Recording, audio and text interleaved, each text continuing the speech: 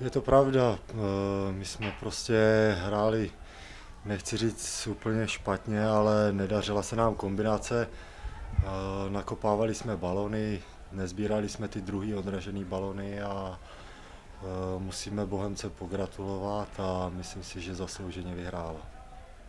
Tak je to pravda, my jsme v prvním poločase měli tam nějaký breaky, chyběla nám jenom ta finální fáze, i druhý poločas po nějakých centrech ze strany, po rohách jsme tam ohrožovali bránu, ale dá se říct, že my jsme vyloženě z lámala trefovali a bohužel nám tam nic nespadlo. Myslím si, že kdyby jsme dali na 2-1, tak by znervoznili, my bychom začali hrát.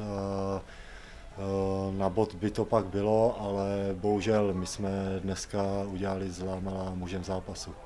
Hrajeme doma, soupeř je to atraktivní, který chce hrát dopředu, což nám vyhovuje a určitě nic nevzdáváme, my máme ten cíl jasný, chceme skončit třetí, takže budeme chtít porazit, já obzvlášť, protože pro mě to bude dost specifický zápas, takže udělám všechno pro to, aby jsme v sobotu Liberec porazili a pak si 3 dny odpočineme a půjdeme na finále poháru.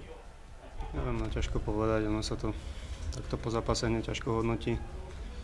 Myslím si, že Bohemka od začiatku zápasu sa snažila hrať to, čo chcela, sa jej to darilo, my naopak to, čo sme si povedali, že chceme hrať, sme nejakým spôsobom neplnili a sa nám to vymstilo.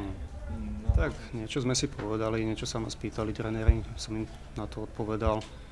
Ale tak ono, každý zápas je iný, môžete sa pripraviť na kopec veci, ale proste ten zápas sa nejako vyvíja, že len potom na vás na tom ihrisku, ako sa na to skoncentrujete.